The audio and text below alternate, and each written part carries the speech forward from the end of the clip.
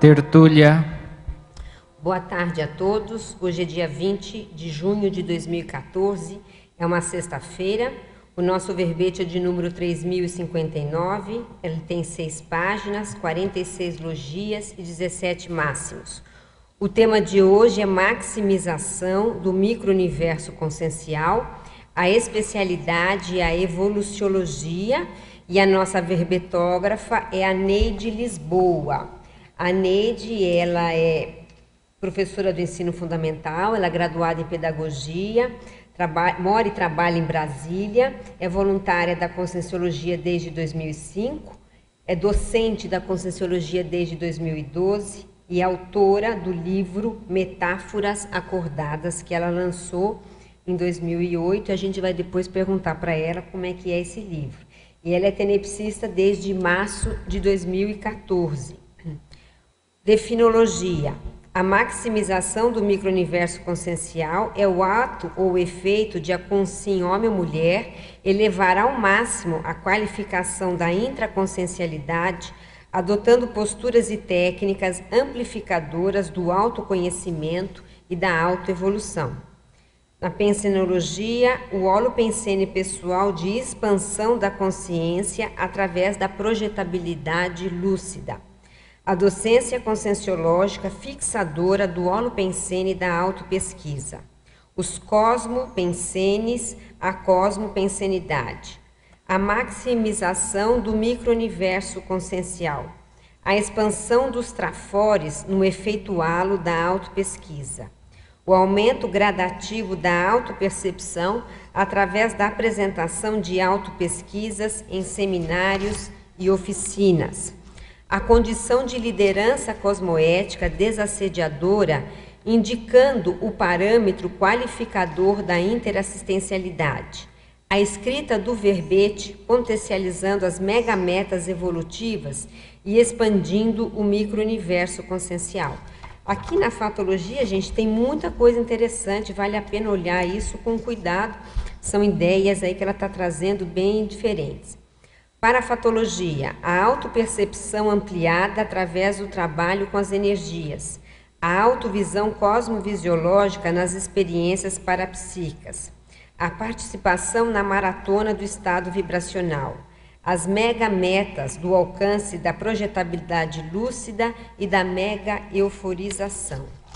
Na argumentologia, chama atenção para uma tabela que ela faz, de contrapontos entre a maximização e a minimização da intraconsciencialidade. Na acabativa, nós temos amplitude autopensênica, autopotencialização, consciência crescente, cosmoconsciência e extrapolacionismo. A vivência teática da autopesquisa e do autoparapsiquismo interassistencial cosmoético promove a maximização do micro-universo consciencial e acelera sobremaneira a autoevolução lúcida.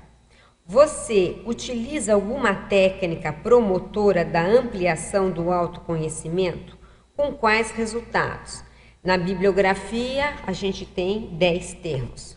Na mega-análise do verbete, nós destacamos aqui megafoco, megameta, aceleração, magnificação, universalismo, maxipensenidade, qualipensenidade, autoinvestimento, autoparapsiquismo, autoparapercepção, autopotencialização, mentalsomaticidade, multidimensionalidade, intraconsciencialidade, conscienciometrologia, autoexperimentologia, autopesquisologia, autocogniciologia, projeciologia e evoluciologia. Antes de começarmos, a gente tem aqui alguns recados. Lembrando aqui, para quem não sabe, a professora Daiane Roça, ela lançou semana passada esse livro, que se chama Oportunidade de Viver, Estudos sobre a Existência Humana e o Sentido da Vida. Tem uma capa bonita, é uma borboleta. Vale a pena quem tiver interesse de estudar esses temas, buscar esse livro, gente, que ele está bem denso. Ele tem praticamente 300 páginas aqui de conteúdo, muita ideia, muita listagem, muito estudo de caso, muito cosmograma que a professora Daiane fez. Então, ela levou a sério. Aqui fica essa dica para vocês. E quem estiver por aqui em Foz do Iguaçu, no feriado do dia 24, aqui em Foz do Iguaçu vai ser feriado na terça-feira, né? Nós temos uma palestra gratuita que se chama Cultura de Paz. Quem vai ministrar essa palestra é a professora Eliana Monfroy. E ela então vai falando da gênese da violência, o antibelicismo, a reeducação para a paz, cultura de paz nas Cognópolis. Então vale a pena a entrada franca e quem estiver aqui em Foz pode aproveitar. E por último, nós temos aí um curso novo, que é Tenepsologia, Teoria e Prática da TENEPS. Quem está dando esse curso são os voluntários da Pré-IC TENEPS, Amaro Krob e Valquíria Krob.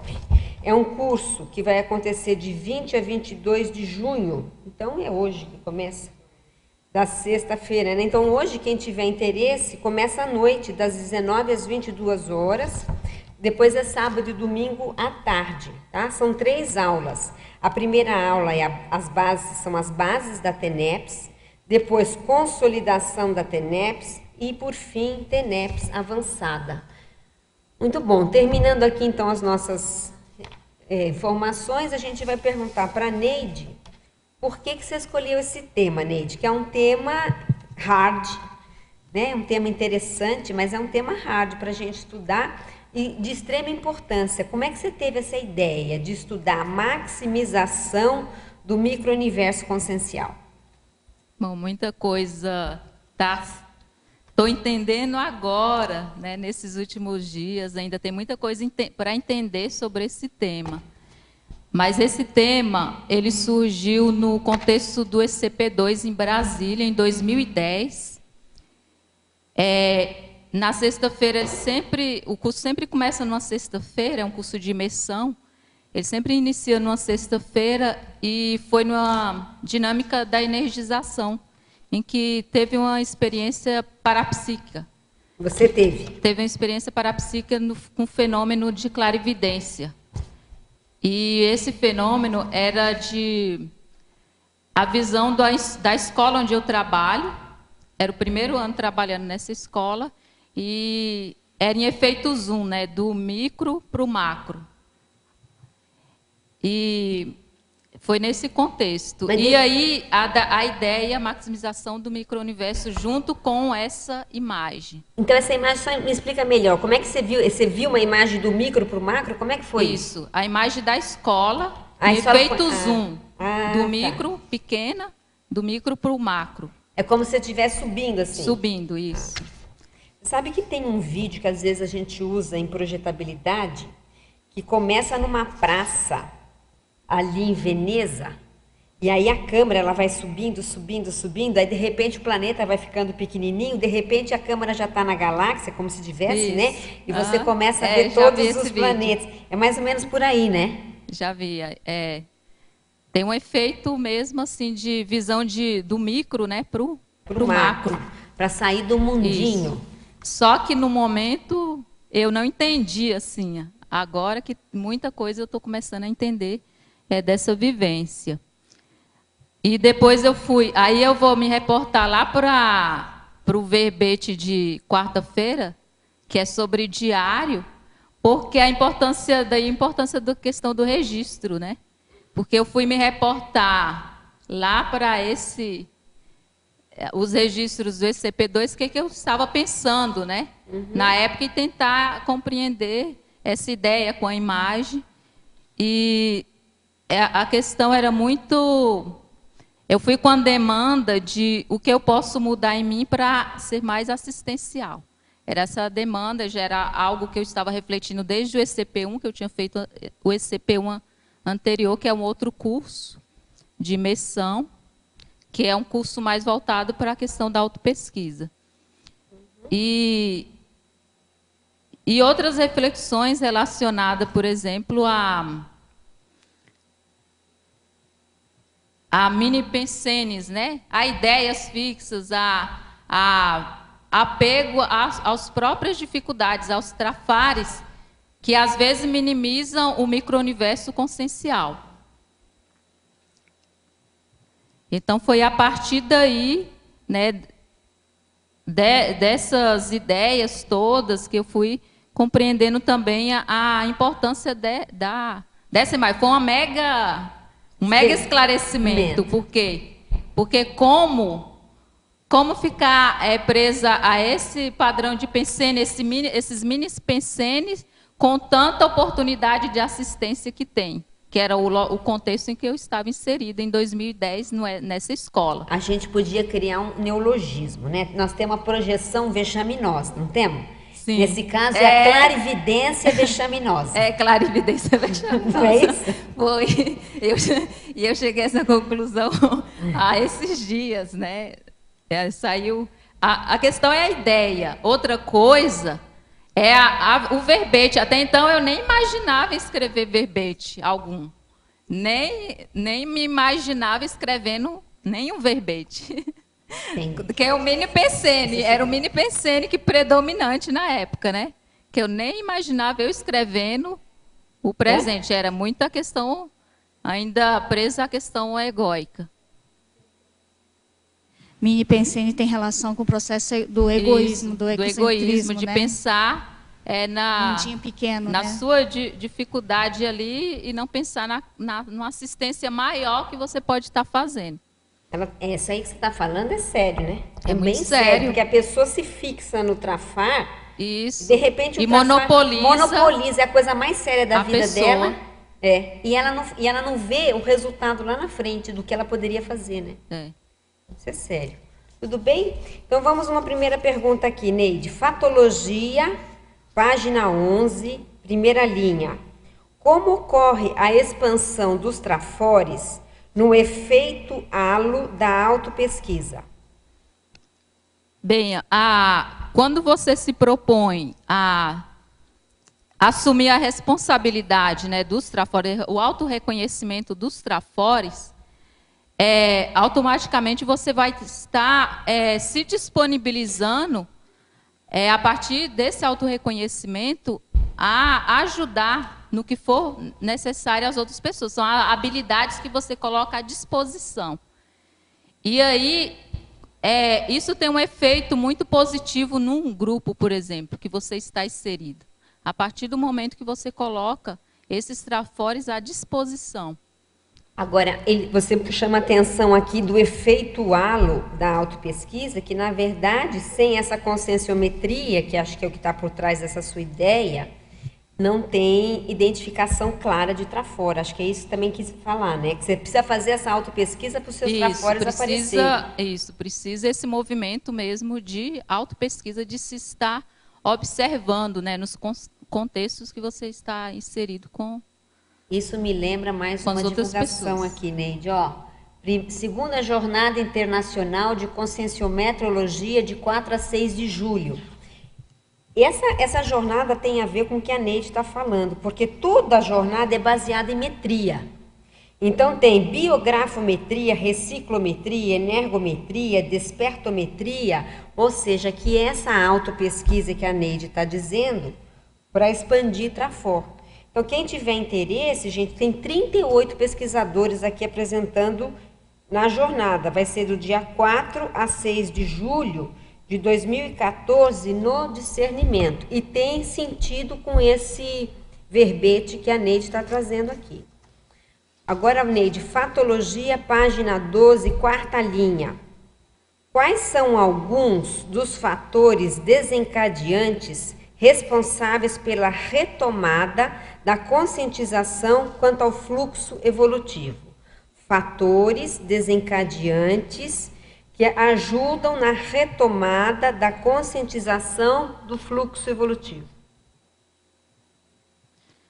Bom, os fatores, às vezes a pessoa, ela é uma questão de né, melancolia intrafísica. Às vezes isso pode ser um fator que leva a pessoa a refletir, né, sobre a sua condição e volta ao micro-universo consciencial e começa uma autopesquisa.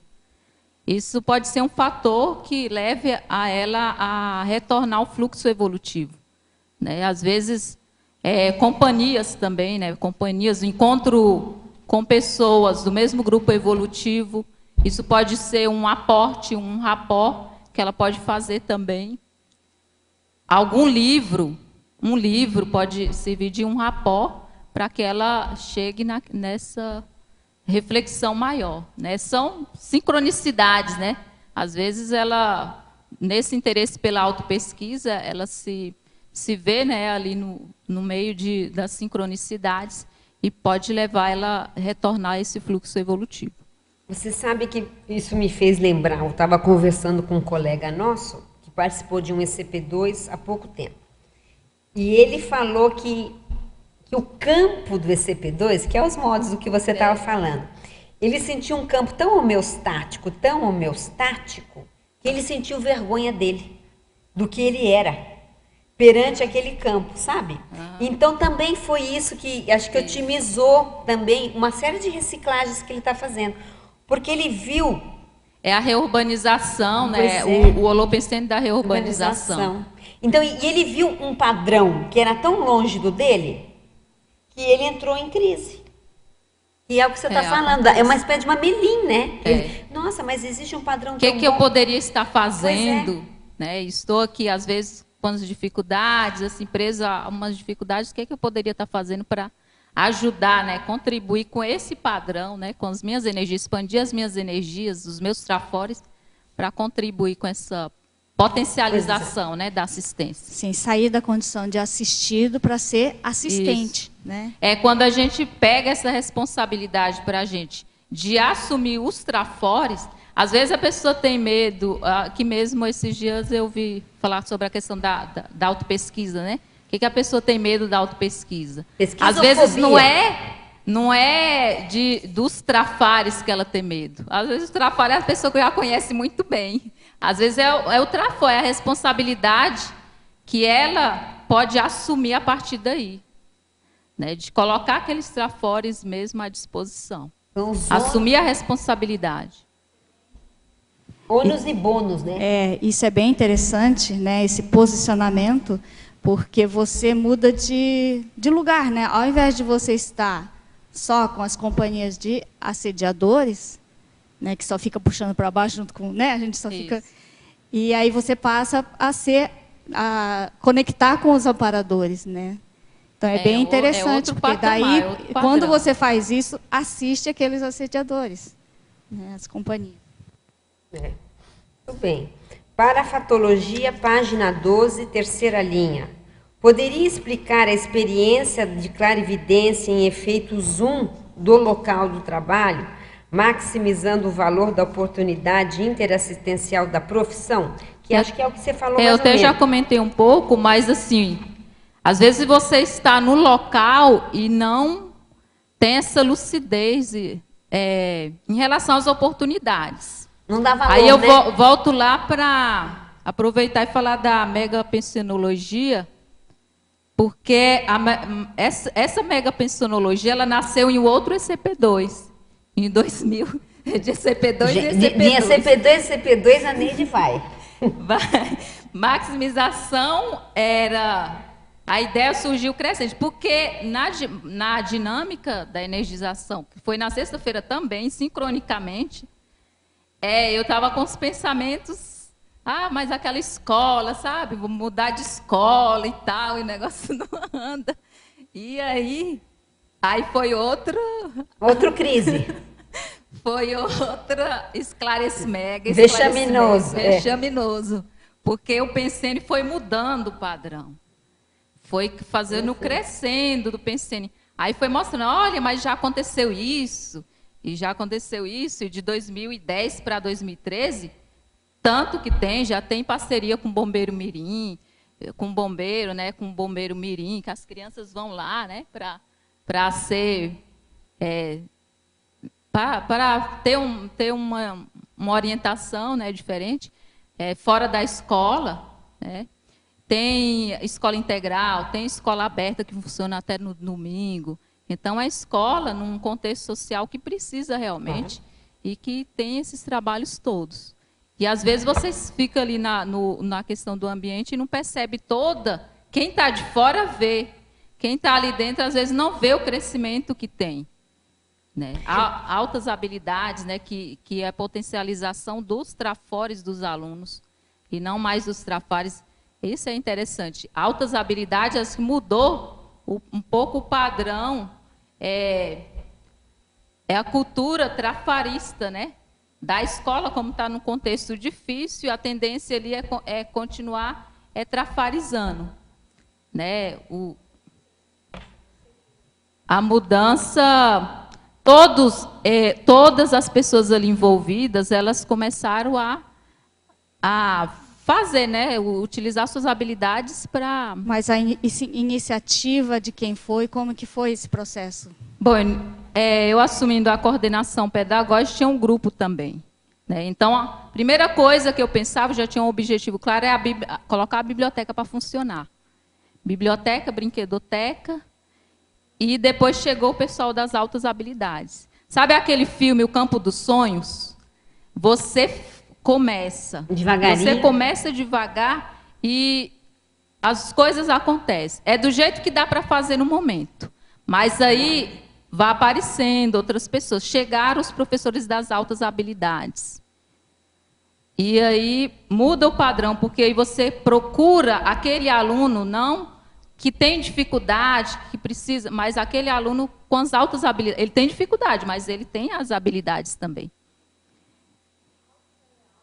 Alta habilidade, altas habilidades. Agora, fala um pouco, então, disso, que eu acho que tem a ver com o que você está comentando no seu verbete, essa tendência do ser humano desvalorizar o que ele tem. Não que todo mundo seja assim, obviamente não. Mas há uma tendência de querer o que não se tem e se desvalorizar o que se tem. É uma mudança assim, de você tem que começar a perceber o que você tem ali e com aquilo que você tem, você fazer o melhor que você tem. Né? E mudar a mudança de padrão pensênico. Mas existe essa tendência mesmo. E as escolas, no geral, elas têm um pouco essa tendência de ficar justificando, né, os profissionais, às vezes, de ficar justificando, às vezes, que não tem... não tem uma estrutura boa, não tem isso, e às vezes você se apega a essa justificativa para não fazer aquilo que tem que ser feito. Não, e assim, tem aquela máxima que eu acho o máximo também, que é assim, o que é seu vem para sua mão.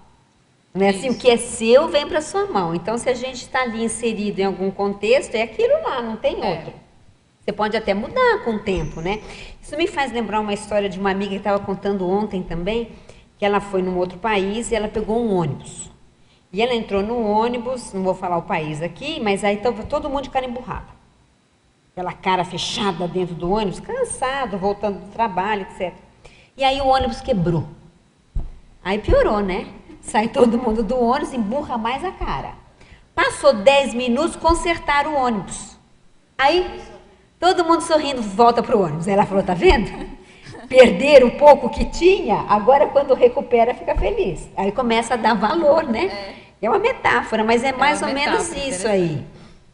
Em relação a isso que você está falando, a gente até entende porque que o pessoal gosta de ler a notícia ruim, né? Por que o pessoal gosta de ler? Somando os questionamentos, as reflexões da professora Mabel, por que as pessoas só compram notícia ruim?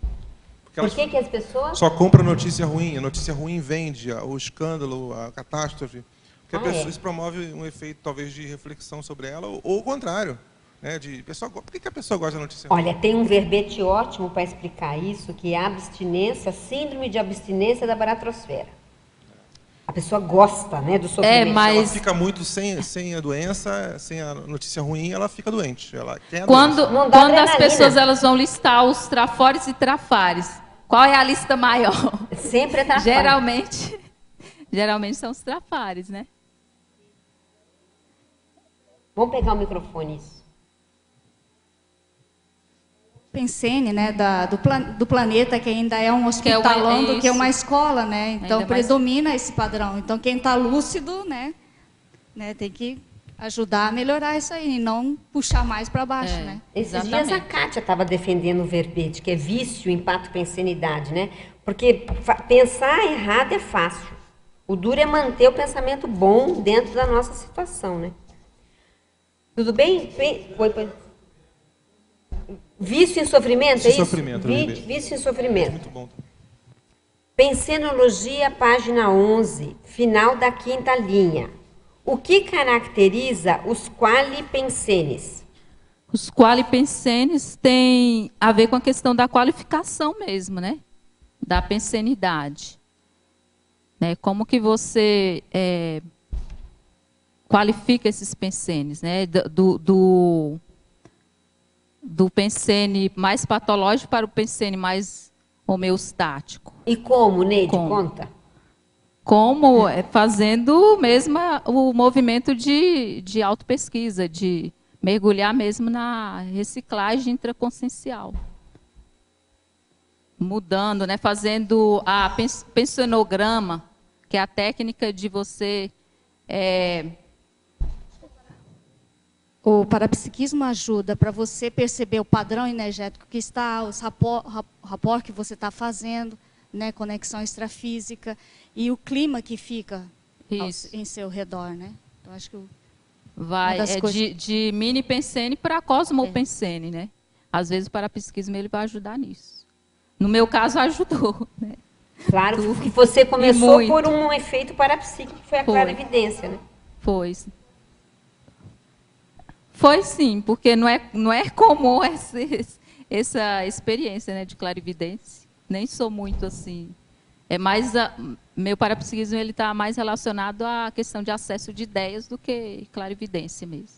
Oneida, aqui na página 11, na 2ª linha, você havia falado que não pensava em escrever verbete, né? Não. Então aqui você fala o holopensene pessoal da verbetografia. Você poderia comentar um pouco?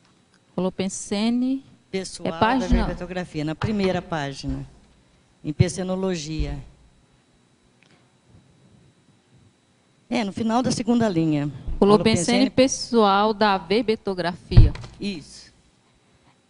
Esse verbete, ele foi depois passou 2 anos aí, na escola de projeção lúcida, ele teve essa ideia também de mandar esse verbete. Só que aí eu mandei esse verbete e esse título relacionado também um outro, mas mais com autopesquisa, era convivência prioritária. Foram só 2 títulos que eu mandei. E aí foi aprovado convivência prioritária, que estava mais relacionado no meu movimento evolutivo era mais a questão da convivialidade, qualificação da convivialidade, e depois eu mandei novamente. Agora, a questão do holopensene, ele vai mudar tudo. Quando eu me inscrevi no programa Verbetografia, esse link, né, com o programa Verbetografia, só o link, você acessando, né, as informações, as orientações, e cria um campo, né, de pesquisa, um campo muito homeostático, assim, de mental somático, e você se insere nesse campo e vai trabalhando a questão da pensenidade, de organização. Eu percebi até a questão de organização física mesmo do espaço, ele vai mudando tudo. E aí eu fui percebendo isso e fui tentando ir otimizando o máximo essa organização em tudo. Tanto ampliando para o espaço físico também, e como para a questão da organização pensênica. Agora, é interessante ela falar que, assim, o espaço físico... O trabalho do detalhismo... o espaço físico foi decorrência da organização ou da reorganização pensênica que o verbete te propiciou, não foi isso? Exatamente. Quer dizer que foi uma... Isso aí eu nem tinha pensado, essa questão. Não é? Porque aí ele muda a maneira de pensar, coloca numa chapa mais ortopensênica, aí naturalmente a consciência sente necessidade de se organizar externamente. Isso.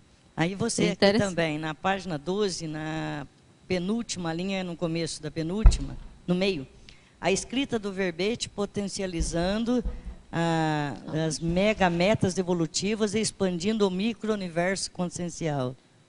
Aí depois, você fala lá também neosinapsologia. Os neosinapses gerando o parapsiquismo durante a escrita do verbete. Você poderia fazer um cotejo aí? Então, primeiro aí a escrita do verbete potencializando as megametas evolutivas, expandindo o micro-universo consciencial. Porque você... eu consegui escrever o verbete, né? Então, eu vou consigo, né? Sabe aquela questão, sai mesmo da questão do mini pensene ali para pensar maior em megametas. Por exemplo, em questão de energia, né? O que eu consigo fazer hoje? Qual o domínio de energia que eu tenho hoje, que eu, com a prática, eu vou potencializar. Então, isso fixa. Né? É um fixador, porque você está escrevendo e fixa esse holopensene. Você está aqui, quando eu coloco a megameta, aqui em parafatologia, na última linha, na penúltima, megameta do alcance da projetabilidade e da mega euforização. O que é que eu estou fazendo hoje para alcançar essas megas metas? Então, aqui eu já fixei o padrão do holopensene. E aí, o que você faz hoje é o processo, a visão de processo. Você já está estabelecendo essa mega meta. Então, isso é possível pelo trabalho da teática mesmo, que você vai fazendo aos poucos. O que eu faço? Priorizo, por exemplo, a escola de projeção lúcida, né? Que é um campo mental somático, é um campo de TENEPS grupal. Então, você vai procurando esses espaços para você se ir qualificando enquanto assistente, né? Ok. Eu não sei se eu respondi a outra lá. Respondeu. Porque ela os cosmopensene gerando o parasinapse pensene durante a escrita do verbete. Os dois conciliam, né? É isso mesmo. Porque você vai ampliando sua maneira de pensar. Né? Aproveitando aí, você está em qual IC? Você já está lecionando há muito tempo? Eu comecei processo de docência, acho que em 2009. Em 2012, entrei na Consciologia. Acho que Estou dando aula no IPC. Estou dando aula de CIP, curso integrado de Projeciologia e Escola de Projeção Lúcida. Agora, teve técnica de 1 ano de vida, né? Aí teve processo da... Agora, o processo do verbete, acho que potencializou muita coisa. Primeiro veio a técnica de 1 ano de vida, depois ganhei de presente o curso, verbetografia, ganhei aporte. E aí potencializou tudo.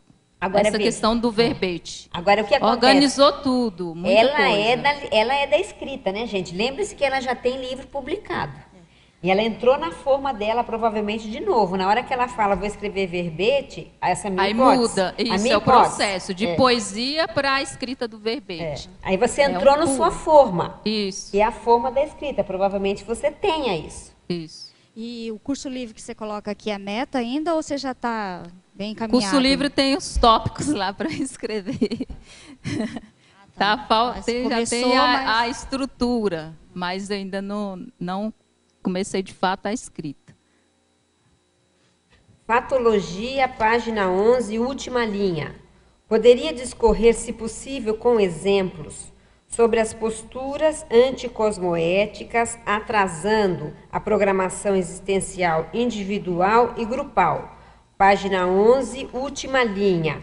Poderia falar sobre as posturas anticosmoéticas atrasando a proex individual e grupal. Sim, em um processo de grupo, né, por exemplo, que eu tenho mais experiência, assim, questão de processo de grupo, em liderança, por exemplo. Né, você, no processo de liderança, eu coloco mesmo meus exemplos mesmo. Em primeiro momento, quando eu assumi coordenação pedagógica numa escola a primeira vez, era meio que a questão de segurança, né? Muito ligada à questão ainda dos trafares, né? E fui porque a outra colega, fui empurrada, na verdade. E a outra colega ali com mais experiência, eu fui agarrada na experiência da colega. Então, isso é uma postura anticosmoética.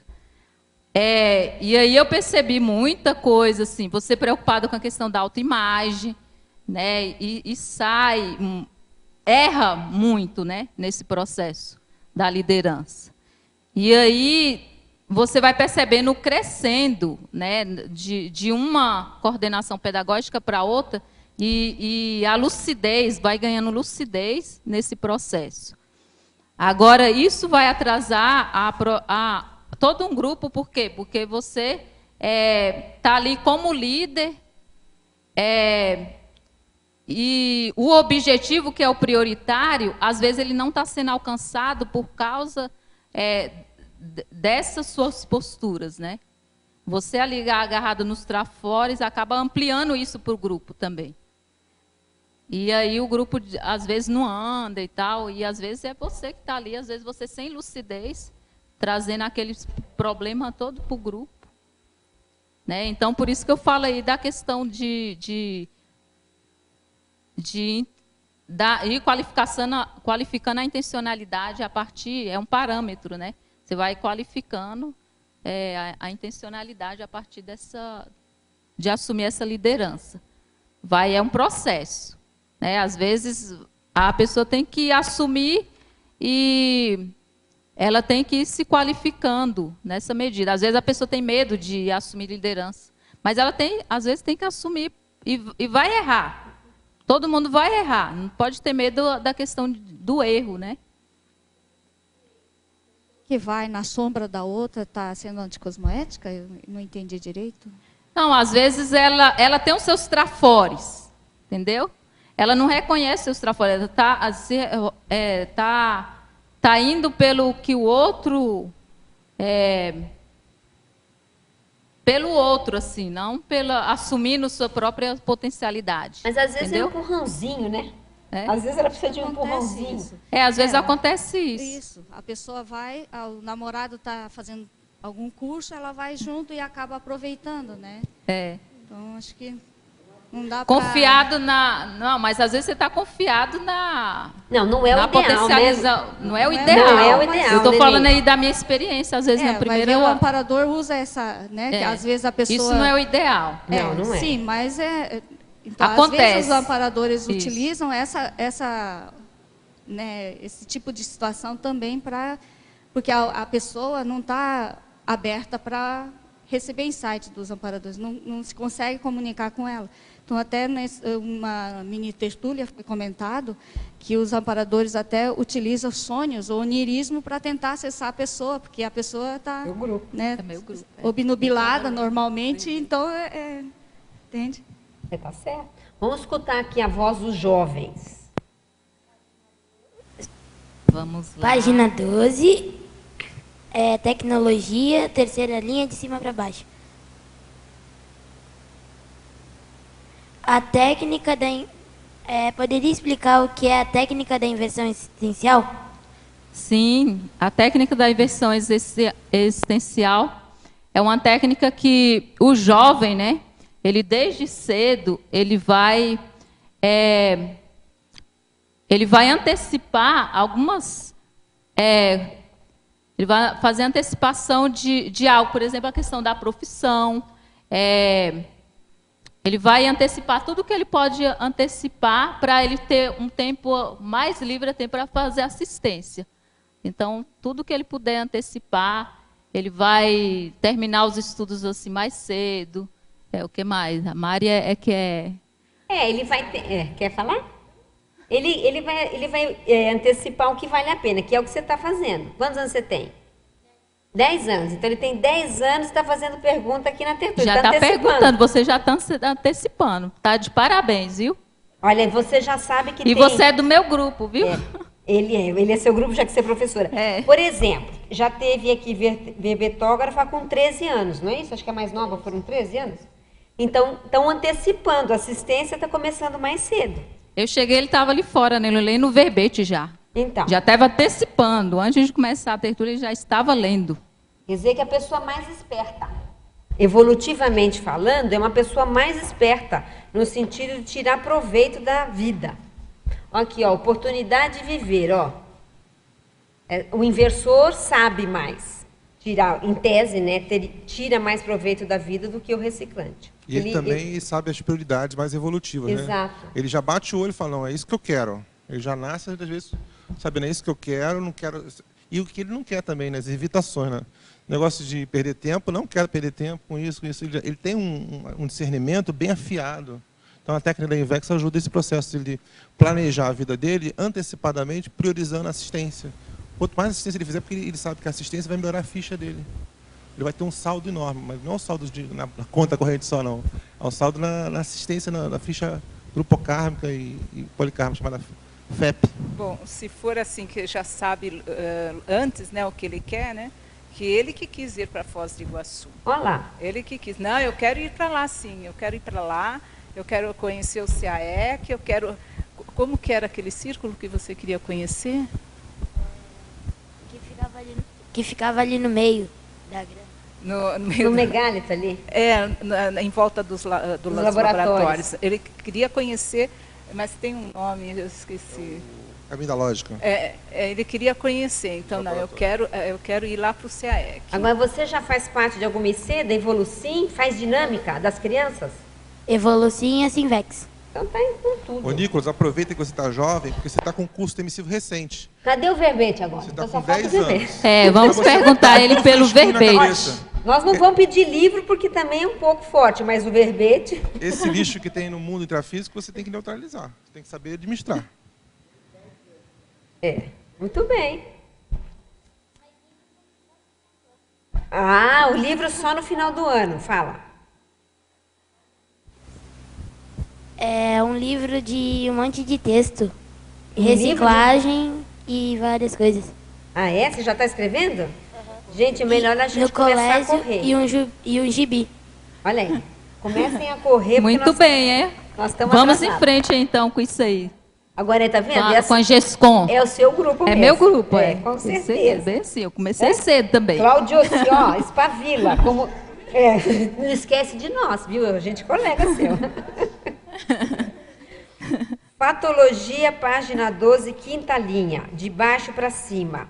Poderia exemplificar a profissão enquanto aporte proexológico e, em seguida, as retribuições condizentes com os aportes recebidos? Sim. A questão da profissão, aí eu estava falando de que eu comecei cedo também, é um aporte muito grande, porque desde a adolescência que eu já me inseri nesse meio da educação, né? Através da alfabetização de jovens e adultos, a gente trabalhava com a metodologia do Paulo Freire, e a alfabetização era a alfabetização de adultos. Minha aluna mais velha, ela teve 72 anos, né? Então, já inserido nesse processo. Você está totalmente dentro da Reubex, né? Isso, é a urbanização. Total. Não é o caso dela? Ela pega uma faixa enorme de gente, desde do pequenininho até o geronte. E aí foi bem interessante, porque foi a partir dessa experiência voluntária, um trabalho voluntário, e a partir dessa experiência é que depois da prática, é que você vai estudar para ser professor, para fazer aquilo que você já sabia fazer na prática, né? Então, e o educador Paulo Freire valoriza muito essa questão da experiência. Pergunta, Cláudia. Professora Neide, você poderia falar sobre... Você viu que a tua bibliografia está bastante rica, tem 10 citações. Você poderia falar do livro do Paulo Freire, aqui, A Sombra dessa Mangueira, que é um livro com um prefácio do Ladislau Dalbor, que é um cara que fala sobre democracia econômica também? A Sombra da Mangueira é um livro muito interessante do Paulo Freire, que ele começa falando das experiências. Ele aprendeu a ler A Sombra da Mangueira, né? Riscando o chão mesmo. E aí o livro dele ele vai falar da experiência, o quintal da casa dele, a partir do quintal dele, a como que ele virou um cidadão do mundo, né? Analisando os contextos políticos na época e tudo. Então ele traz bem essa questão mesmo de como que ele, a partir ali o olhar dele de volta para o Brasil, que ele foi exilado, e o retorno dele, e esse olhar para o quintal, né? Que não deixa de ser a experiência. Por isso que eu trouxe, porque coloquei na bibliografia, porque é a maximização do micro-universo consciencial dele. O livro é toda a maximização do micro-universo consciencial. A partir da sombra da mangueira, como que foi ampliando, ele virou cidadão do mundo, as ideias, né, do Paulo Freire estão fora do Brasil, né? Muita gente aplicou a metodologia dele. Então, nós temos o busto em termos dele, de educação, ele ampliou bastante o micro-universo consciencial dele a partir da abordagem, né? Da consciência inacabada, que eu também coloco aqui, o ser inconcluso, é aquele ser que ele não está pronto ainda, né? Que ele precisa se movimentar para ir se construindo, se fazendo com os outros e com o mundo. Professora Neide, por favor, na parafatologia, aqui na página 12, na terceira linha de baixo para cima, é a participação na maratona do estado vibracional. Eu queria saber se você já participou dessa prática. Eu participei da maratona, eu não lembro, foi o ano, não sei se foi 2012 ou 2013. Que eu participei. Me explica o que é essa maratona e quem que faz, Neide? A maratona do EV, nós recebemos assim uma planilha, né? Nós não tivemos o curso, nós recebemos a planilha. Nós o IPC. Nós o IPC. Uhum. E aí as pessoas elas iam fazendo as anotações, né, do EV, 20 EVs por dia, anotando as sinaléticas. Parapsíquicas, o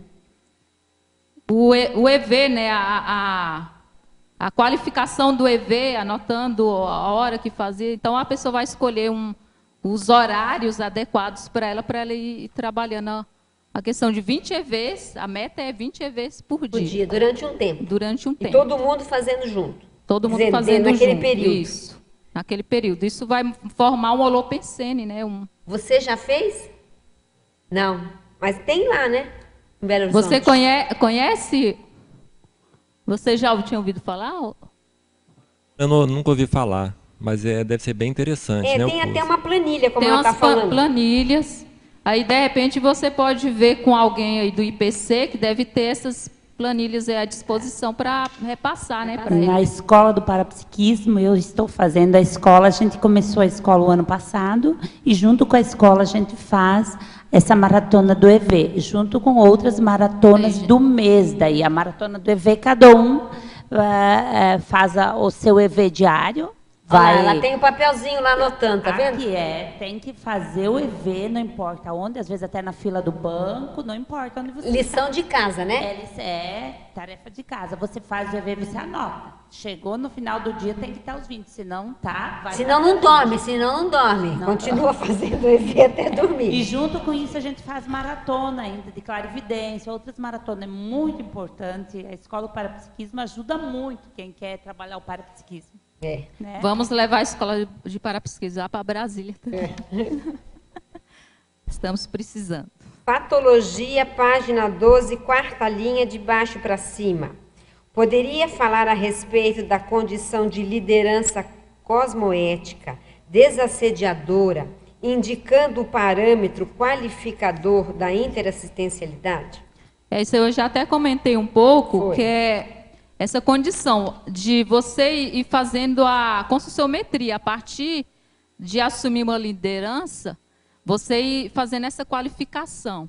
Quais, por exemplo, na primeira, eu fiz até uma tabela depois, na primeira, quais eram os trafores ali, os trafares, aquilo que emperrava mais nessa condição de liderança, E eu percebi, fazendo um parâmetro, e eu percebi que eu fui melhorando, né? A partir de uma terceira, assumir uma coordenação pedagógica a terceira vez, aí já dá para você ter uma visão, assim, o que você melhorou em termos de posturas, né?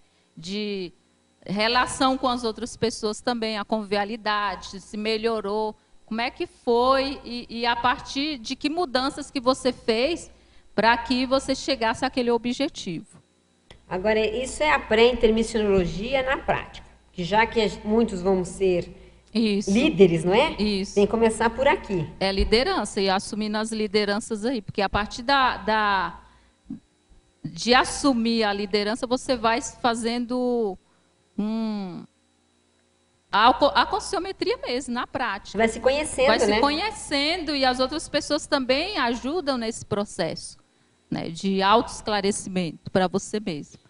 Aí na página 11, estrangeirismologia, o último, esse paraconviviário, você podia aprofundar? Paraconviviário assim, eu não conheço assim muito, não conheço assim essa condição de paraconviviário, mas tem relação com as relações, né, com os conscieques em geral, né? Como que é, por exemplo, como que é as comuneques, as comunidades extrafísicas? Por exemplo, a TENEPS. A TENEPS é paraconviviário, não é? Isso, a TENEPS ela extrafísico.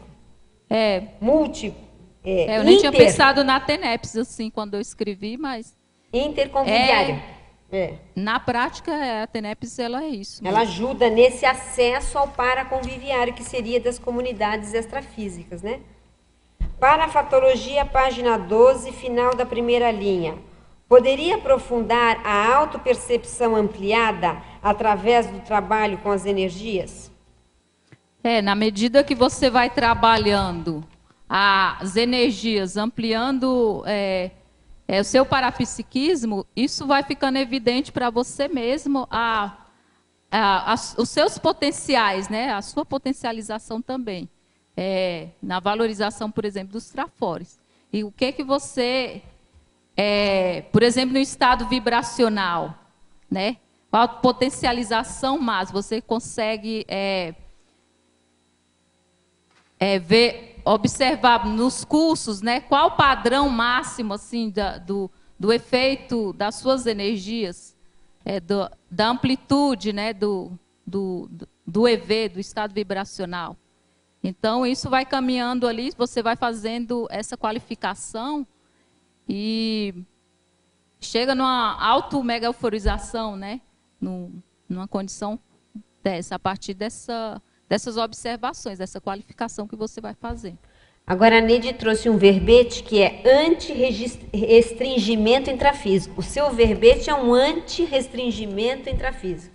Para você sair dessa condição, isso, né? De estar afunilado no corpo humano e pensar como consciência. Isso. Muito bom. Fatologia, página 11, quarta linha. Poderia explicar a gestação do curso livre pessoal expandindo o Marte Pensene gesconológico? De que forma a concepção do curso pode se transformar em GESCON? Como a concepção do curso? Pode se transformar num livro. Ah, sim. Existe um projeto no Instituto sobre isso? Tem, inclusive tem a partir do curso livre você pode, né? São suas experiências ali, porque começa ali a partir da autopesquisa, né? Juntando a práticas de construção de verbetes, né? E tudo isso pode se constituir sim é o que eu estava falando do holopensene fixador. É uma mega meta, você já está construindo ela aos poucos. Agora, né? pode falar. Para chegar na mega GESCON, para constituir, né, mesmo essa... O curso livre, gente, já é a estrutura básica, às vezes, de um livro. Isso. Os próprios tópicos do curso livre podem se transformar em capítulos. E dali você publica quando você um livro. mandava, com 80 páginas. Olha lá. Né? Era 80 páginas. Então, 80 páginas já é quase um livro. Já é quase um livro. Então, quer dizer que a pessoa começa com um curso e depois ela amplia e transforma aquilo no livro. Por isso que existe esse programa no Instituto de se transformar os cursos livres do Instituto em livros publicados. Porque, claro, já está caminhado, né? Já tem muita coisa pronta no curso livre. Isso. E a própria estrutura daquela ideia, daquele conhecimento vai estar lá no curso, depois vira livro. Quer falar? Isso. Neide, por gentileza, aqui na página 12, em detalhismo, sinergismologia. Eu queria que você pudesse ampliar na terceira linha o sinergismo pedagogia para pedagogia e o sinergismo identidade para identidade. Depois, lá na página 13, na ciclologia, né? O ciclo da autorrevisitação aumentando a autopercepção. No caso, como você é pedagoga, né? Eu queria saber também, assim, na intrafisicalidade, a questão da pedagogia, que tem a ver muito com a política também, né? E também no extrafísico, né? Nessa questão da pedagogia para pedagogia. Então, vamos ajudar ela. O primeiro é o sinergismo. Para mim tem que ser Qual que é o devagar. primeiro sinergismo que você quer? Eu não consigo muita informação. Pedagogia, sinergismo, pedagogia para pedagogia. Exato. É interessante porque, aí eu volto lá na megapensionologia de novo, que é o Pensene, que surgiu lá do ECP2 de 2013, que era Pensene crescente, e acabou que virou um verbete, que é o alfabetização consciencial, que é um outro verbete. E interessante, porque da pedagogia para a pedagogia. Então, da alfabetização de adultos, que foi a minha primeira experiência como né, ainda não era pedagoga, né? Estava ali alfabetizando, e passar por esse processo de alfabetização consciencial e de alfabetização consciencial, eu me alfabetizando consciencialmente, você se tornar alfabetizadora consciencial. E essa conexão com a equipe extrafísica, né? Que era algo que na época da alfabetização de adultos, quando alfabetizei, nem pensava, né? Em amparo de função, por exemplo. Então, para mim, realmente é maximização do micro-universo consciencial a partir desse novo olhar, dessa nova visão, a partir da multidimensionalidade do paradigma consciencial. De novo a Heubex, olha lá. Reurbanização. Não é? Heubex, isso aí. Tem jeito não. Assim, na questão disso, essa nova parapedagogia, porque são diferentes saberes, né? Você está lidando com diferentes pessoas e também na educação, que é diferente. Isso. E nessa questão do sinergismo identidade para identidade, vocês tinham uma para identidade, alguma coisa assim? Identidade para identidade o processo de autopesquisa. O que me levou para o EPC foi o curso. Eram duas palavras que me chamaram muita atenção. Era o autodidatismo e autopesquisa. E o princípio da descrença, que é não acreditem em suas próprias experiências. Então, essa questão da para-identidade, da identidade, eu fazia oficinas na época de história de vida pessoal, com os alfabetizadores, e, assim, não tinha essa noção da para-identidade. E foi algo que eu fui me investigando e apresentando o trabalho de história de vida, não, mas tem mais coisa, né? Não é só isso. E aí, quando eu vi a palavra autopesquisa pela primeira vez, eu peguei isso, assim, como uma senha mesmo. Uma retrosenha. Uma retrosenha. Foi uma retrosenha para mim. Agora, lembrando que até pela essa prática de trabalhar com a questão de história de vida, porque o autoconhecimento, para mim, era algo assim, desde que eu estudava, essa questão de você se situar onde que você está, com quem você está. Isso, para mim, sempre, desde que eu estudava, né, adolescente, era algo assim, que eu buscava muito, esse autoconhecimento. Lembrando que tem a para-identidade intermissiva também, né? Que, por exemplo, é o Zéfiro. Tem isso também. Porque, geralmente, assim, a questão como você estava comentando também, sobre como que se diz, como é o termo correto? Você falou que você estava se autoconscientizando consciencialmente, né? Que Isso, você teve alfabetização isso, consciencial, esse termo aí, às vezes não vem. Exato. E às vezes assim encontrar alguém que tenha, né, essa identidade, né, essa para-identidade que seja coerente com o curso intermissivo, né? Às vezes é difícil de achar, né? Não é tão fácil assim. Não. Então, não é. Eu estou procurando. Se alguém puder me ajudar. No seu caso, assim, como professora também do IPC, né, do Instituto, você conseguiu ir fora também, assim, fora do âmbito do IPC, assim, na sua escola, assim, alguém com essa para-identidade? Para-identidade, sim, assim, algumas pessoas mas assim, elas não que elas estejam lúcidas, mas eu reconheço algumas pessoas assim. Eu reconheci. Porque existe uma coisa também, agora, né? Dentro da educação, teve dentro da educação, foi importante, assim, uma pessoa, né, da área da educação também, que era da Conscienciologia, que era a professora da instituição, foi a senha para mim, para chegar na Conscienciologia. Né, uma outra professora, ela conhecendo as ideias, ela chegou a fazer palestras, chegou a fazer outros cursos também. Então, você vai conhecendo um pouco, né, vai reconhecendo as pessoas. Né, e vai, afinidades, né, afinidade cognitiva, vai se afinizando com as pessoas. Ok? Estrangeirismologia, página 11, primeira linha. Poderia comentar o upgrade da auto-para-percepção? Sim, a partir do trabalho próprio com as energias, né, do parapsiquismo em si, você vai fazendo esse trabalho de ir cada vez mais, né, através das extrapolações, né. Na escola de projeção lúcida, isso é muito claro, né? Você vai percebendo de um modo para outro como que você vai fazendo essa gradação, né, desse movimento de auto-para-percepção. E é o desenvolvimento do auto-parapsiquismo, é isso? Tudo bem? Parafatologia, página 12, segunda linha de baixo para cima. Parafatologia, página 12, segunda linha de baixo para cima. Poderia aprofundar as megametas do alcance da projetabilidade lúcida e da mega-euforização? Eu já tinha comentado que essa questão de fixação mesmo do holopensene. Você está fazendo um trabalho, tem essa visão de processo, então você coloca isso como meta. Eu estava elaborando a palestra, preparando uma palestra sobre organização consciencial.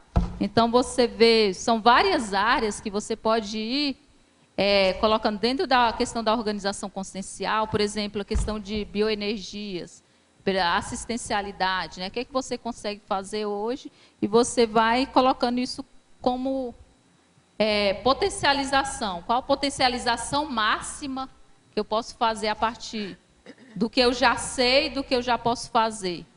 Qual a potencialização máxima? É a mega-euforização? Então, você vai colocando algumas mega-metas a partir daquilo que você já sabe. Não quer dizer que você já alcançou, mas você pode estabelecer para você algumas prioridades, né, naquilo que você... Também dentro da organização consciencial tem que perceber também o que é prioritário, né? Porque às vezes alguma área ali, por exemplo, a questão da convivialidade, da afetividade, às vezes essa área ela é prioritária e você está ali só no mental soma, e às vezes você deixa umas áreas que são essenciais para a sua evolução ali, na convívio vivo com as outras pessoas, e você vai deixando de lado. E aí fica um desequilíbrio. E o que ocorre é que, às vezes, isso vai minimizar, essa dificuldade ali, que você não olhou para ela vai minimizar a sua condição pelo fato de que era o prioritário para você ser trabalhado. E, às vezes, a PROEX a não conclusão da PROEX, ela acontece devido a esse fato de falta de desorganização consciencial da pessoa, porque ela não priorizou de fato o que ela devia priorizar. É a coisa que a gente chama na Conscienciologia de levar tudo direito, né, Neide? Não adianta também querer só trabalhar uma área e esquecer a outra. Tem que trabalhar tudo direito, que na verdade é um grande desafio isso, porque a gente tem tendências, né? Gosta mais de um lado do que o outro às vezes. Parafatologia, página 12, terceira linha de baixo para cima. Poderia explicitar a participação na maratona do EV? Você falou já alguma coisa, né? Já falei. Pois é, a participação na maratona do EV foi um outro aporte, assim, porque intensificou mais, né, a rotina com o trabalho com as energias. Então, hoje ali com o processo da escola de projeção, mas você aplicando, né, fazendo essas metas de 20 EV por dia, isso vai ampliar bastante. Okay. Polinomiologia, página 13. Poderia ampliar o polinômio autoinvestimento, autoinvestigação, autorreciclagem e interassistencialidade? Sim, é no passo a passo, vai no crescendo, né? Você vai fazendo autoinvestimento, né? Nesse autoinvestimento tem aí a questão do processo da autopesquisa e, consequentemente, a autorreciclagem, e isso tudo ele vai reverter para a questão da interassistencialidade, que é o efeito halo, né, da autopesquisa. Elencologia, página 14, segunda linha. O que vem a ser o ser inconcluso e, em seguida, a consciência inacabada? É interessante aí, porque até já havia comentado. Então, esses termos foram utilizados muito nos livros Pedagogia da Autonomia do Paulo Freire, né? Ele usa muito esses termos de ser inconcluso. A consciência, ela não chega pronta, né? Ela não chega acabada, ela tem todo esse processo de ir se construindo com o outro, né? De ir se fazendo, né? Ela é uma consciência. Aí a gente pega a questão para a gente da escala evolutiva, né? Faz esse contraponto aí com a escala evolutiva, que nós não nascemos prontos, né? Vai passo a passo, a pessoa vai passando de patamar a patamar até chegar, né? Lá na consciência livre, né? De passo a passo. Então, muito tempo. Essa visão, então, trago aí essa questão do Paulo Freire, e isso, acho que amplia, né, essa condição aí do ser inacabado, quando a gente coloca esses termos aí dentro. Na verdade, é a ideia da evoluciologia, é a ideia da evoluciologia. Né? É pura evoluciologia. O Paulo Freire deve estar aí com a gente. Ele era nosso grupo aí. Nosso grupo, que é a ideia da evolução, né? Que não existe finitude nessa história. Isso. Qual é o fim? Ninguém sabe. Por outro lado, ele valoriza a questão muito da experiência, né? E é uma condição também que tem a relação com a multiexistencialidade, porque quando o aluno chega em sala de aula, ele não vai desprezar a experiência anterior que o aluno tem, né? Então, para a gente, a questão do aluno, ele é multiexistencial. O aluno não é, né, intrafísico, você não vai valorizar a experiência intrafísica. Então, você vai ampliando esses conceitos. Traz uma bagagem Traz a bagagem de vida e a paridentidade, né? Questão da paridentidade. De vidas, né? Bagagem de vidas. Isso. Neide, aqui na página 13, na crescendologia, na segunda linha, dá para você ampliar o crescendo evolutivo minicérebro para cérebro, tá? Na trinomiologia, na segunda linha, o trinômio retrosenha, autorrevezamento, heterorrevezamento. E na sindromologia, na terceira linha, o combate às síndromes estagnadoras da evolução da consciência. Dá para você? Então vamos por partes, né? Assim, qual que é o primeiro? Na crescendologia, o crescendo evolutivo minicérebro para cérebro. Na crescendologia, página 13, né, na segunda linha. Sim, minicérebro, né? O cérebro físico é a questão do paracérebro. Paracérebro é onde brota as neossinapses, né, as neoideias. Então, é um crescendo mesmo, né? Você a partir da experiência, por exemplo, da escrita do verbete, você passa a atuar mais com o paracérebro, né? Você passa a fazer essa atuação com o paracérebro, reciclando, né, os pensenes, criando as novas sinapses. E é a própria consciência já, né? Isso. Mais firme. Agora, qual que era o segundo? O segundo é a trinomiologia, né? Na segunda linha, o trinômio retrosenha, autorrevezamento, heterorrevezamento. Esse tema aqui não é um tema assim que eu... Mas assim, vamos assim, retrosenha a questão daquela ideia antiga que a gente traz, não é isso, Neide? Isso. Que é uma palavra, uma ideia que vem de outras vidas e que te ajuda hoje. E o autorrevezamento, por exemplo, a questão do livro, né? Você vai trazendo, são as informações que você vai... você fixa, por exemplo, uma GESCOM e vai trazendo essas informações de uma vida para outra, né? Por isso que é importante essa questão da GESCOM. E o terceiro é na sindromologia, na terceira linha, o combate às síndromes estagnadoras da evolução. Por exemplo, aí eu pego a síndrome da autovitimização. Isso aí, se a pessoa passar a vida toda com essa síndrome da autovitimização, ela vai estagnar evolutivamente, porque ela vai ficar com aquele mesmo... Sabe aquela questão que eu tinha colocado no início do mini pensene ali, no monodeísmo, rodeando e não vai ajudar ninguém nem se ajudar. Então, é o combate a todos esses tipos de síndromes que elas vão limitar essa condição da maximização do micro-universo consciencial. Então, a pessoa vai sempre agir ali em torno do mini pensene. Puxando para baixo, né? Puxando para baixo. Na verdade, é o que o professor Valdo... Os autoassédios, né? A pessoa ali...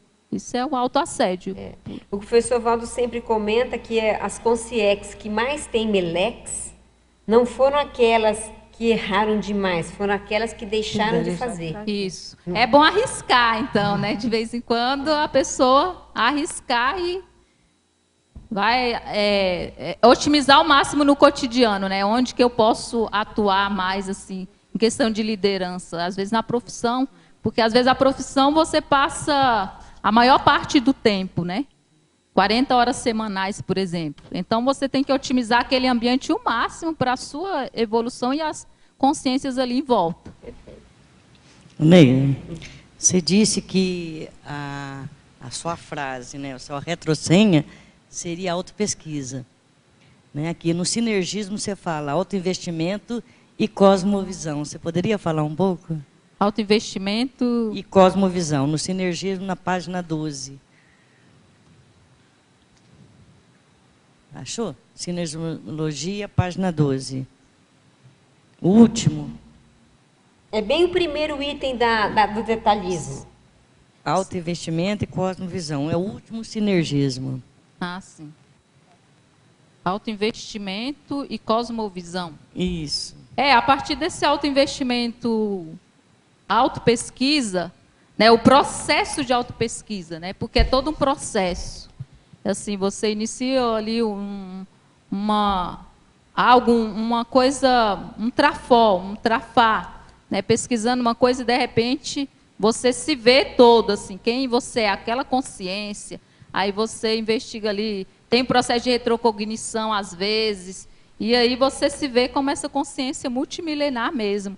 Por isso que é a questão da cosmovisão, porque aí você se vê ali nessa condição de mini peça, nesse maximecanismo, né?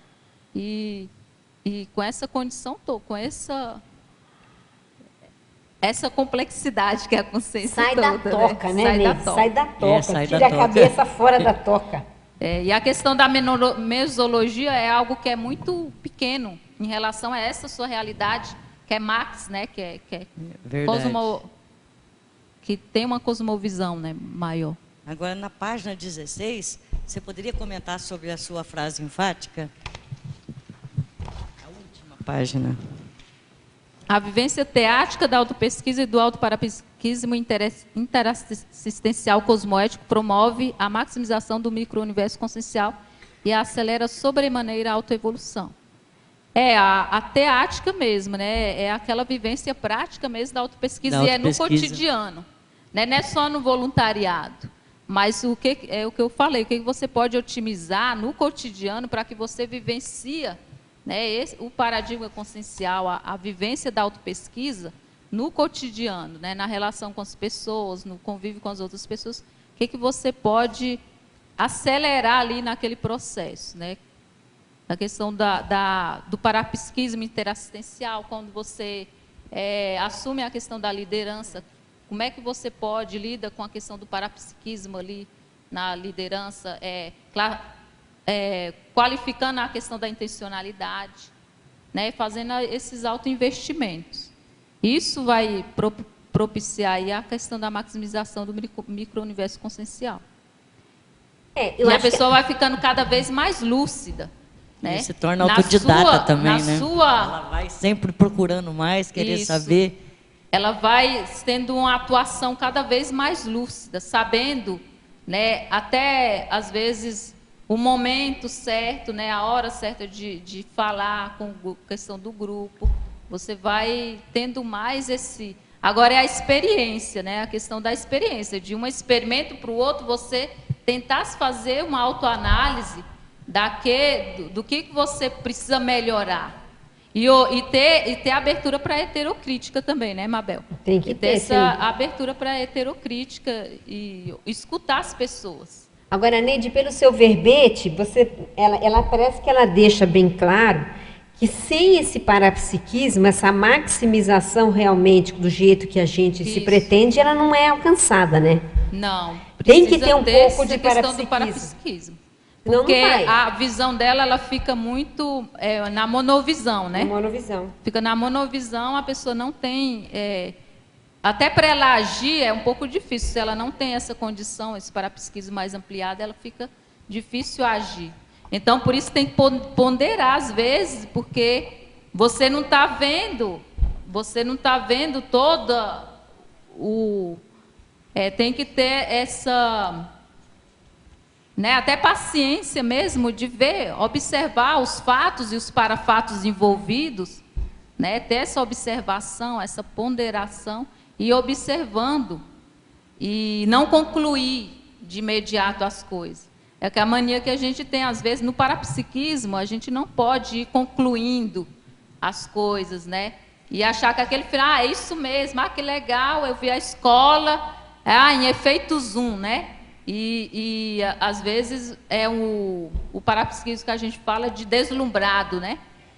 É o parapsiquismo deslumbrado que a pessoa não consegue enxergar qual é aquela informação, né, que vem por trás. Então, por isso tem que ponderar e ver, o negócio é sério e tal, vou tentar entender isso. Porque até, muitas coisas eu fui entender agora, nesses últimos dias aqui, né, aqui no Village, aqui, fazendo laboratório, muita ficha caiu desse verbete aqui agora. E muitas provavelmente vão cair ainda no futuro, né, Ney? Muito, porque a questão da maximização do micro-universo consciencial, se a gente considerar a escala evolutiva, de patamar a patamar, pré-serenão, vulgar, de patamar a patamar, a gente vai maximizando, a nossa visão, ela vai ampliando aos poucos. Então, ela vai ampliando. Agora, aí a gente pega lá o desperto, né? Maximização do micro-universo consciencial. Desperto. O que ele já consegue perceber? Aí vai. Então, é numa escala. Então, esse tema, para mim, ele é fixador. Ele é retrocenha para outras... né, outras vidas, na minha condição evolutiva, de patamares a patamares, ele vai ser uma retrocenha. Você falou de autopesquisa, que é a coisa que você gosta, né? E experiência. Você fez o curso de 40 manobras, o que você pode contar aí pra gente? Eu fiz o curso de 40 manobras, excelente o curso. Quem não fez ainda, recomendo. É um curso, né? Sem pré-requisitos, né? Então, as pessoas que querem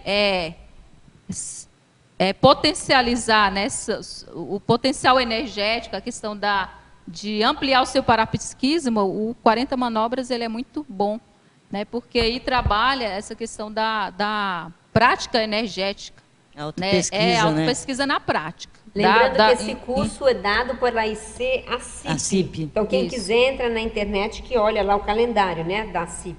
No dia 25, 27 de julho, acho que vai ter um. Vai ter um? Aqui? É. Vale a pena a questão do investimento aí na... É muito trabalho bom, com as energias. Para quem quer fazer autopesquisa e conhecer, ter experiência... É porque também são 4 ou 5 dias, né? Só mexendo com energia. São 4 energia. dias, 40 manobras, 10 manobras a cada dia. Então, ou seja, ou você maximiza ou você maximiza, né? Não tem muita alternativa. Tem que... Tânia. Neide, é o último item da fatologia na página 12. A escrita do verbete potencializando as megametas evolutivas e expandindo o micro-universo consciencial. Conta para a gente como é que foi essa experiência. Escreveu esse verbete. É a mudança de pensene, né? A mudança do pensene potencializando metas, né? Que você pode, a questão da organização consciencial que eu falava, é que metas, né? Por exemplo, a questão do curso livre, o que você pode ir fazendo hoje? Foi de autopesquisa para autopesquisa, produção de verbete, o que você pode ir ampliando a partir disso, né, para você expandir esse micro-universo consciencial. Então, a escrita do verbete, ele vai potencializar por causa da questão vai mexer no pensene, né? De mini pensene para cosmo pensene, vai no crescendo, até você ir fazendo e qualificando a própria escrita, né? Do livro de poesia para verbete. Esse e aí aí você vai crescendo mini gescom, mega gescom. Mini gescom, mega. Tem isso aí? Ela colocou aqui na crescendo, né? Mini gescom, mega gescom. Você tem esse crescendo, sim. O crescendo evolutivo. Eu não sei se eu pensei nisso. Mini gescom, mega gescom. Mini gescom. Muito obrigada e parabéns, hein, pelo verbete. Pilar. Pilar, fala Pilar. Pilar é feliz, né? Pilar alegre. Neide, foi muito interessante, porque eu peguei o microfone, eu já estava pensando. A palavra retrosenha. Eu ia falar alguma coisa sobre retrosenha. Aí, o caso que as pessoas que fizeram pergunta, aí você mesmo, eu acho isso interessante, usam a palavra do que eu estou pensando, entram no processo do que eu estou pensando. É muito interessante isso. É o holopensene, né? Justamente. Então, é isso que eu queria frisar. Está no campo. Está isso. No campo. E isso que se forma, eu queria introduzir um aspecto que é assim, um indicador muito importante para identificar e para perceber a retrosenha é o exercício profissional. Por que estamos exercendo ou por que escolhemos tal profissão? Isso é um dos indicadores da retrosenha que nós trouxemos. Eu acho que, bom, é que eu também estou levando mais para o meu lado pessoal. Mas é possível mesmo, né, Pilar? Então, não é uma generalização, é da minha experiência pessoal, mas eu já observei outras pessoas também, que a profissão ajuda a indicar o que foi planejado no curso intermissivo, o que você planejou realizar aqui em função do que já havia realizado ou havia feito no passado, seja bom ou ruim, mas que precisava trabalhar nisso. Então, inclusive, ela tem aqui, até você terminando de falar, ela podia falar um pouquinho, Pilar? Ela fala a profissão enquanto aporte proexológico. Isso. Vem reforçar, não é isso? Então, isso. Vem reforçar a retrosenha. Isso, no meu caso também, Pilar. É uma retrosenha, sim. O professor. A questão do professor, profissão professor. Porque eu me vi inserida mesmo nesse processo de busca, mesmo de... Quer dizer, é algo que você já tinha Ultrafora, Omega Trafora, de ensinar, né, já tinha feito e já tinha realizado. Inclusive, não só em retrovidas, como também na intermissão. Muitas vezes nós trabalhamos em grupos, dando aulas em grupos, na intermissão mesmo. Os grupos, né? Levar em consideração os grupos que você encontra, vários grupos. Aqui eu falo que nessa postura de passar informações, de comunicar, de mudar ambiente, como fazer essas manobras energéticas, porque o professor faz muita manobra energética. Ele faz mais de 40 em 2 horas. Além de outras manobras, ele também faz a energética. Não é isso? Tem de tudo na sala de aula para poder... Sala de aula e... É um teatro, né? Sala de aula é um teatro. Tem perguntas aqui, tem perguntas ali. Pode... Então, posso só terminar? Pois não. Eu só ia acrescentar, então, uma outra experiência minha, que foi, eu apresentei o verbete Tenepsismo 24 horas. E eu fiz agora, não sei se vai ser aprovado, um artigo sobre a reciclagem que aconteceu durante a confecção desse verbete e o que aconteceu também logo depois. Durante a feitura do verbete. Então, quando você fala na escrita do verbete, potencializando megametas evolutivas e expandindo o micro-universo. Pilar, isso me faz lembrar aquela história que a gente sempre quer buscar algo de parapsiquismo, mas a escrita, sim, ela é fixadora e, além disso, o ato de escrever, a produção, ela gera fenômenos parapsíquicos naturalmente. Ela gera e ela confirma. E ela confirma. Ela está ali escrito o que aconteceu. Agora, acredite quem quiser, ou quem não quiser, faça a sua própria experiência, né? Mas eu só queria reforçar, porque ela falou que também fez uma reciclagem escrevendo esse verbete, né? Uhum. E é um trabalho que... reciclagem pensênica aí, né? Então, eu acho que é um trabalho que pode estar acontecendo com muitos verbetógrafos, com certeza, e eles, às vezes, não estarem aproveitando até essa autoexperiência. Né? Você sabe que lá na Unescom, nós estamos fazendo uma revista nova da Unescom, que ela tem, né, dos autores, e os artigos vão ser os benefícios da escrita. Todos os autores vão escrever sobre esse tema.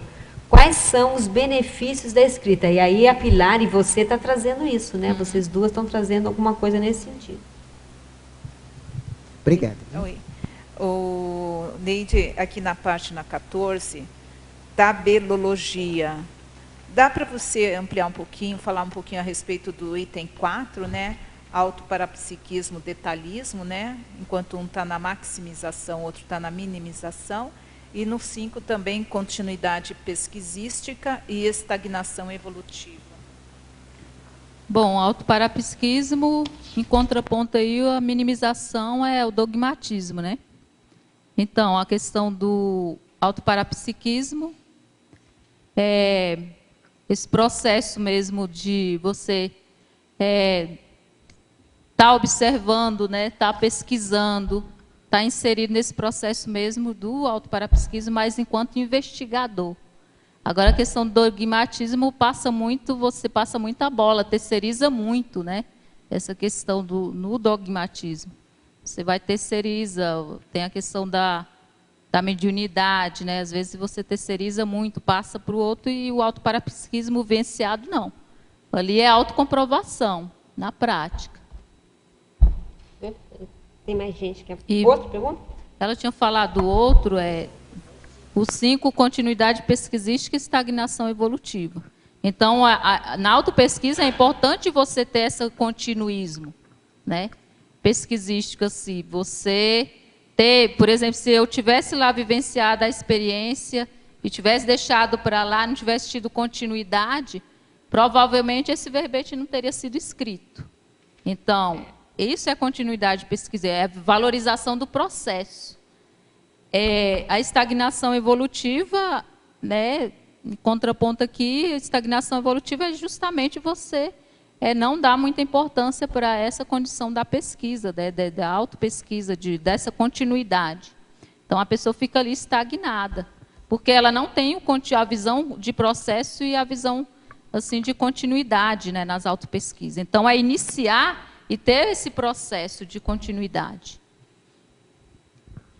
Neide, página 13, em numerologia, segunda linha, a superexpansão do estado consciencial intrafísico. Você poderia falar um pouco? A superexpansão do estado consciencial intrafísico. Que página está? Página 13, numerologia, segunda Página linha. 13.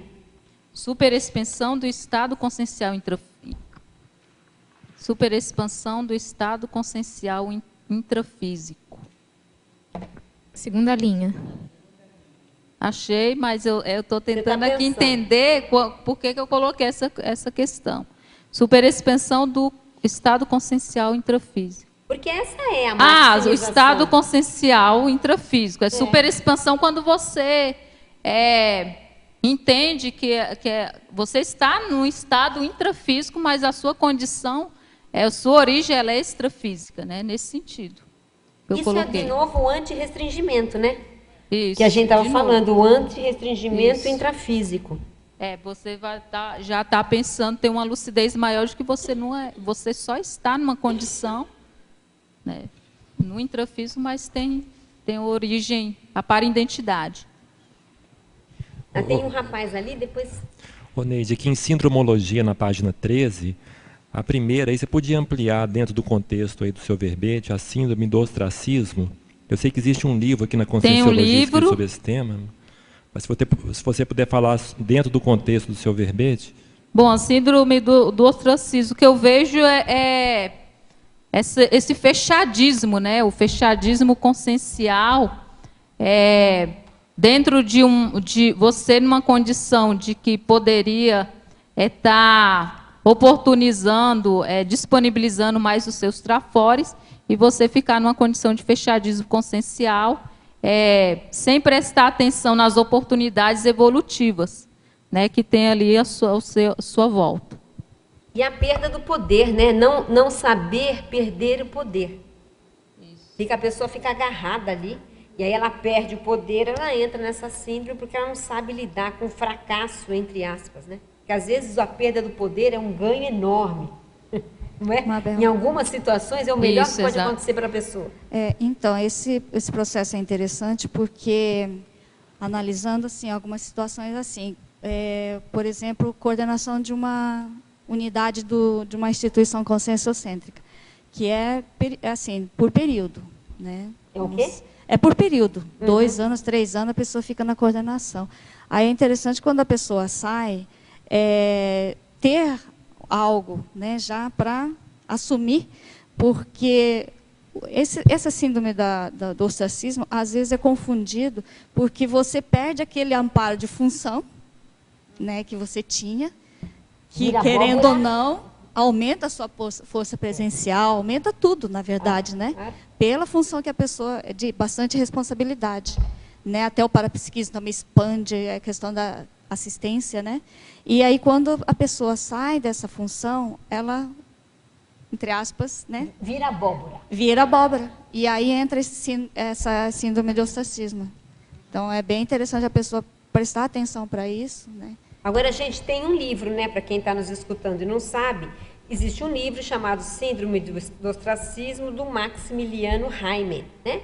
Dá para vender aí na internet, que ele explicita bem o caso do ostracismo, faz estudo de caso, de pessoas e personalidades que perderam o poder. Neide, poderia comentar na página 15, em tabelologia, número 9, holomemória atuante e hipomnésia cerebral? Aí tem a ver com a condição da atuação do paracérebro, né? A questão de retrocognições também, que você pode ter essa holomemória atuante ou não, né? Ficar mais no cérebro físico, atuando mais na questão até do subcérebro abdominal mesmo, que é o domínio das emoções. Então, quanto mais alto o investimento no mental soma, mais a possibilidade de estar com essa holomemória mais atuante pela condição da recuperação de cons, né? Pela recuperação de cons, né? Da holomemória, questão da holomemória, as retrosenhas. Ok. Demora um pouquinho. Na página 12, aqui em Teoriologia, Na segunda linha, você pode falar melhor esse autoinvestimento evolutivo, potencializando a teoria da personalidade autoconsciente? Então, autoinvestimento evolutivo, potencializando a teoria da personalidade autoconsciente. Quanto mais esse autoinvestimento na evolução, mais vai potencializar essa condição da personalidade mais autoconsciente de si mesma, né, da sua condição evolutiva, né? Aí entra a questão a questão da condição do holossoma, holossomática, multiexistencial, todas essas premissas aí da questão do paradigma consciencial. Então, Neide, aqui na tecnologia, eu queria que você explicasse e também a sua experiência com relação à técnica da cronometragem do tempo. Sim, essa técnica eu utilizei na época, acho que na época do verbete mesmo, 2010, dessa ideia do verbete. Em 2010, o processo de formação docente.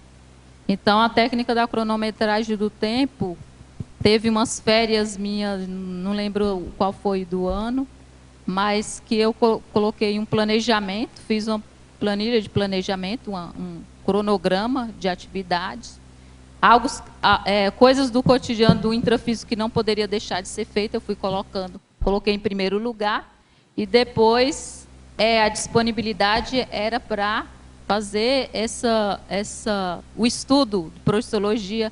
Então, tinha o estudo de projeciologia 1 hora, 30 minutos de trabalho com energia,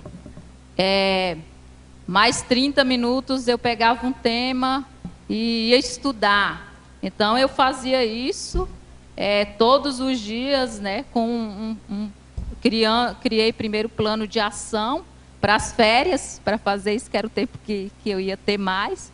Fiz esse plano de ação e utilizei essa técnica da cronometragem do tempo para ir fazendo esse processo na formação docente, né, eu tinha que ter tempo para fazer esse autoinvestimento. A sugestão, então, para você fazer concurso livre também, né? Isso pode servir para outras. Então, se você tem algo... Eu não consegui fazer. Aí eu deixei para os tertulianos também. Se você tiver algo, né, que está deixando de fazer, que é prioritário, você pode utilizar aí a técnica da cronometragem do tempo, que você vai 1 hora para fazer tal coisa, mais 30 minutos para fazer. Você vai, pode... Maximização do tempo. Fazendo essa maximização, otimizando o tempo para fazer o que você tem que fazer. Tá. Na bibliografia específica. São 3 itens que eu gostaria que você comentasse. Agora, eu achei interessante, item 7, aí, Máximas da Conscienciologia, é aquele livrinho pequeno, né, do professor Valdo. Você aqui citou 35 páginas, é isso? Isso, mesmo? Eu fui olhando página por página o que teria. Isso é a questão do detalhismo que você vai fazendo. Por exemplo, do convivência prioritária, o que tinha de convivência, peguei o Reurbanizados e foi listando tudo que tinha de convivência. Então, o livro ficou cheio de marcação do livro, que é o trabalho de detalhismo que você vai fazendo, que vai ampliando o sentido daquela palavra para você. Então, o Máxima da Conscienciologia, eu peguei esse livrinho e fui observando quais desses... interessante, é muito bom, porque amplia o seu dicionário cerebral, né, com relação e vai a isso, trabalhando. né? É por isso que você vai trabalhar com a questão do cosmopensene, porque vai ampliando as parasinapses.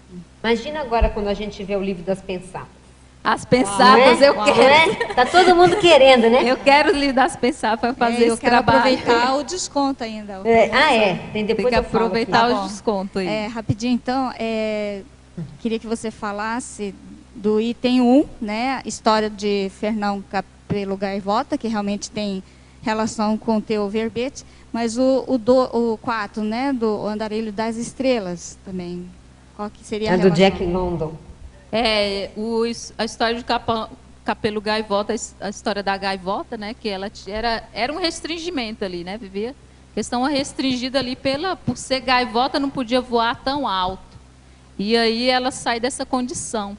Né? Bem interessante, tem um filme também, quem vale a pena, né?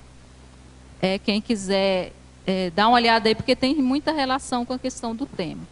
Né? Ela maximiza o micro-universo dela, a gaivota. Né? E o Andarilho das Estrelas? E o Andarilho das Estrelas é um outro livro bem interessante, que a condição da pessoa, ela está... uma condição restringida, porque ela está numa condição presa, né, num local, e eles ainda colocam amarrada, adoçada, e a libertação dela é a projeção da consciência, né? Ela consciencialmente, né, aí é a maximização do micro-universo consciencial a partir da projetabilidade lúcida, que faz com que ela saia dessa condição, né, de restringimento pelo corpo físico, mas a consciência, ela amplia, né? Ela se amplia a partir da... Nessa projeção ele encontrou. Então, por isso que eu coloquei pessoa, esses né? 2 livros, porque eles têm essa... É interessante porque nessa projeção ele encontrou a pessoa que ajudou ele a sair, né, daquela condição, mas é interessante que depois de libertado e de reestruturar todo o sistema carcerário, né, ele voltou para ser o diretor, presidente do... Isso que é interprisão grupo kármica, né? Isso. Não tem saída. Você vê que a pessoa... É o que a gente estava falando hoje, né, Naide, no começo do verbete. Isso. Você roda, o que é seu vem para sua mão. Isso, exatamente. Olha lá, seu colega vai fazer uma pergunta. Outra pergunta desse...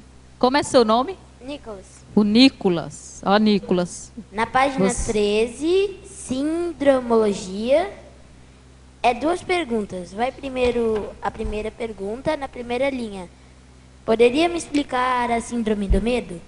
Síndrome do medo é aquela pessoa que tem medo, né? Às vezes ela tem medo do escuro, por exemplo. Às vezes as crianças, a gente se encontra... As crianças às vezes têm medo, por exemplo, do escuro. Do bicho-papão embaixo da cama. Medo são os medos que, às vezes, os pais, né, até colocam, né, essa condição. Às vezes, na educação, na forma de ensinar para os filhos, às vezes até coloca essa condição. Medo, ó, não faça isso, porque senão o bicho-papão, né, vem. Né?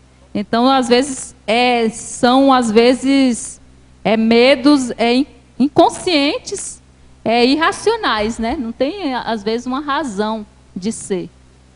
E, às vezes, a pessoa fica presa, aí isso impede um pouco a questão da evolução dela. Fala aí, Nicolas, a outra. E também podia explicar a síndrome da dispersão consciencial? Na terceira linha, segunda e terceira, sindromologia também. A síndrome da dispersão consciencial. Às vezes, a pessoa, ela tem, às vezes, tem uma prioridade, alguma coisa importante para fazer. E eu vou colocar, por exemplo, os alunos da sua idade, às vezes eles têm aquela prova para estudar. E às vezes ele deixa, né? Às vezes vai jogar futebol, às vezes vai fazer outras coisas e não prioriza aquilo que ele tem que fazer. Às vezes ele precisa, às vezes, tirar nota naquela prova e deixa, né? De dispersão, dispersa assim. Às vezes o ambiente, às vezes os outros coleguinhas, às vezes deixa com que ela se disperse, né? Naquele contexto ali. Às vezes ela precisa priorizar. O Nicolas, você está inscrito no ECP3 da Evolucim, das crianças? Ainda não, né? Tem que ver. Neida. Respondeu, Nicolas? Neida, já está chegando, acho que no horário. A última pergunta. O efeito aglutinador de conquistas evolutivas. Isso daí em efeitologia na página 12. O último efeito, efeito aglutinador de conquistas evolutivas. Aglomerador. Efeito aglomerador de conquistas evolutivas. E aí tem relação com o efeito maximizador do micro-universo consciencial, porque você vai fazendo uma análise, né, até da sua história de vida pessoal e vai percebendo os efeitos aglutinadores, né, através do processo de autopesquisa, e vai fazendo essa consideração E traz esse tema mesmo, né, da maximização do micro-universo consciencial. Ok, gente, então nós estamos chegando ao fim do nosso verbete. A gente quer agradecer e dar parabéns aí a Neide pela excelente defesa que ela fez. Agradecer aos tertulianos e aos teletertulianos que fizeram presente através de perguntas. E a gente dá o adeus aí até amanhã e passando para as nossas informações. Eu que agradeço a oportunidade. Vamos lá. Obrigado. As pontuações da tertúlia de hoje são 21 assinaturas no livro de presença, 24 perguntas presenciais e 14 perguntas respondidas online. Hoje nós temos um recado. Adelmara, com a segunda jornada de conscienciometrologia. Boa tarde, pessoal. A Conscius convida a todos para participarem da segunda jornada internacional de conscienciometrologia, que vai acontecer aqui em Foz do Iguaçu, no período de 4 a 6 de julho. A jornada vai abordar várias temáticas, entre elas a biografometria, a reciclometria, a despertometria. Para você saber mais sobre as temáticas que serão apresentadas nessa jornada, participe do nosso debate online, que vai acontecer hoje, no horário de 19 às 20h30. O debate é gratuito e ele será apresentado pela professora Marília Santana, com o tema Fraternometria, e a professora Lília Zolê, com o tema Energometria. Você pode acessar pelo nosso site www.conscius.org.br. É importante lembrarmos que a jornada vai ser transmitida pelo sistema online. Então, quem não puder vir à Foz participar presencialmente, pode participar através do online, inclusive do campo bioenergético autoconscienciométrico que vamos ter. Você pode fazer suas inscrições por esse mesmo site ou através do nosso telefone, prefixo 45 2102 1460. Obrigada.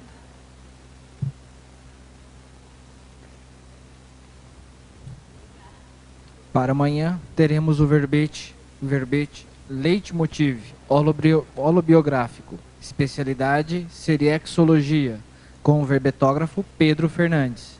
Obrigado e boa tarde a todos.